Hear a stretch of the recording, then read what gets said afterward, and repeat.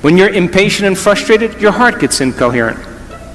When you feel love and gratitude, your heart gets coherent.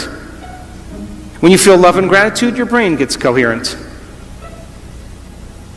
So then, people in emergency mode focus on knowns. They don't want the unknown. The unknown is dangerous. They want knowns and familiar.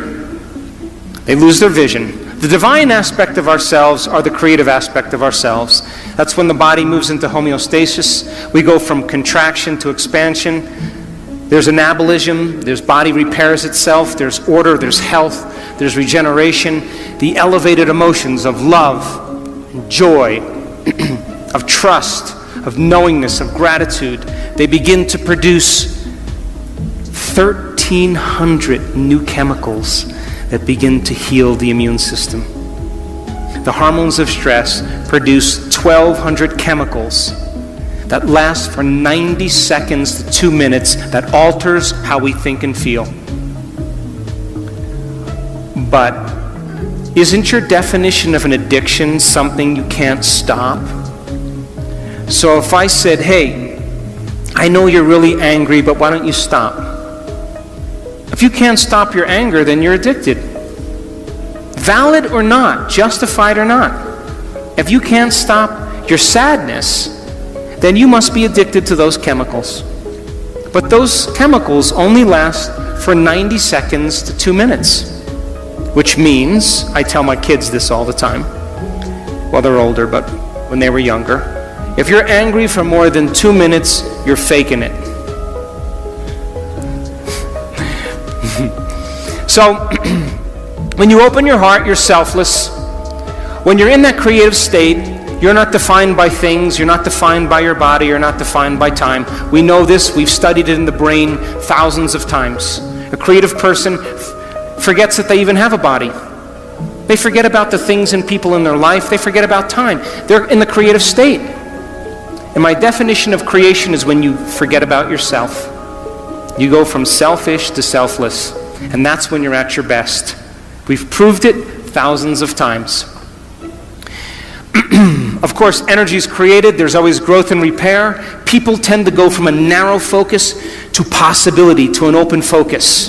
They feel connected to their vision. They feel connected to people. They feel connected to something greater. They're already defining reality beyond their senses. They're living no longer as a victim, which means most people think unconsciously that their personal reality is creating their personality. If your personal reality is creating your personality, then you're a victim. But if your personality is creating your personal reality, you're a creator. So now they're causing an effect. They're no longer living by cause and effect. They see possibilities. Brain and heart are in a state of coherence and balance.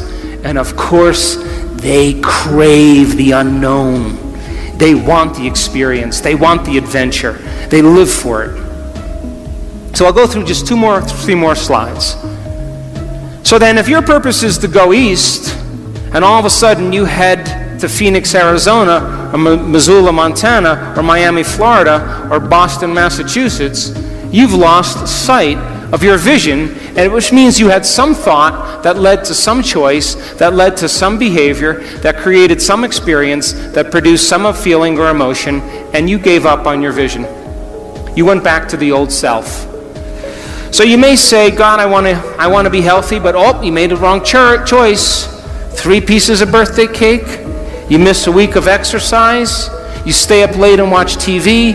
You stop getting treated. And of course now, same thought leads to the same choice, which leads to the same behavior, which creates the same experience, that produces the same feeling. And then you say, oh gosh.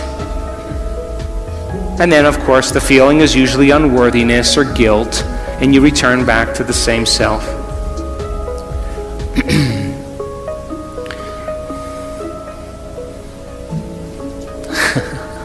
I want to show you one slide, okay?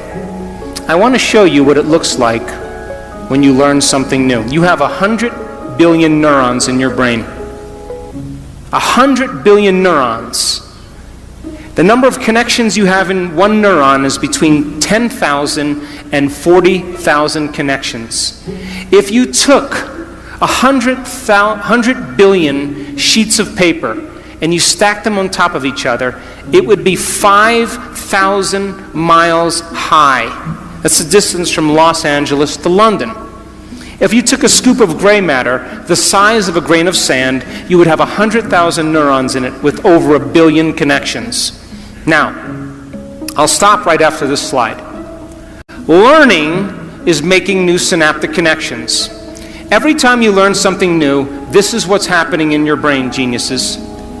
If you learned one bit of information today, your brain did this.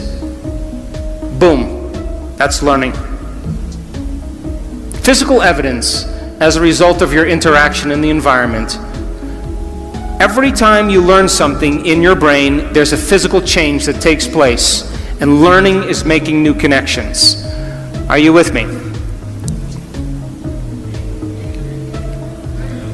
This is how fast it happens, too. That's learning. If you learn anything this week, you've made a footprint. If learning is making new synaptic connections, then if you keep firing the same thoughts over and over again, you're going to wire them in your brain. So then if learning is making new synaptic connections, then remembering is maintaining them. And all of a sudden, they develop a long-term relationship. And just like any relationship, the more you communicate, the more they connect. And neurons are exactly the same way. Now, as you begin to learn information, neurons tend to assemble themselves into networks, or what's called neural networks. And neural networks are just gangs of neurons that have fired and wired together to form a community of neurosynaptic connections that's related to a thought, a skill, a habit, a behavior, a concept. And neural networks are automatic programs. You have a neural network to brush your teeth, to put on makeup, to speak a language, to walk. All of a sudden, those neurons then form a hardware circuitry, but if you keep repeating it, the hardware becomes a software program and it becomes automatic. So then, you want to see a thought? Watch. Boom, there's a thought. Right there. Watch again. Boom, that's a thought. You generate more electrical impulses in your brain in one day than all the cell phones on the planet put together. And it's not coming from the candy bar you just ate. You are connected to a greater field. So then, in closing, and I'll take some questions, you are here this week to begin to understand knowledge and information that is essential for you to begin to apply. Knowledge is power, but knowledge about yourself is self-empowerment. And we are in a time in the world where we need leaders. And true leadership has to do with a vision of the future. As the old models begin to break down in government, in the economy, in religion, in education, in the environment, in medicine, something new has to be created. And we should never shrink from these models collapsing. It's a sign that something greater has to happen. Innovation, creation, invention is our future. And that, are you willing to every day revisit that vision and get clear on your purpose and begin to take steps towards that destiny and give up the emotions of the past that keep you enslaved to the same person? Step into that unknown and literally believe in possibility. And Buckminster Fuller said it the best. He said, if you want to change a culture, forget about trying to fix what's broken. Create something that's better, and everybody will leave that and go to something else. And so people around the world are waking up because we are in an age of information. And in an age of information, ignorance is a choice. Learn, study, change, apply, and meet the challenges in your life with a greater level of mind. Surely somebody has faced the same things that you have and have overcome them. And if learning is making those connections, every time you learn, you are preparing your brain for the future. But be willing to be original. Be willing to be defined by that vision or that dream. And if every day you keep it alive, sooner or later, that experience or that vision is going to find you.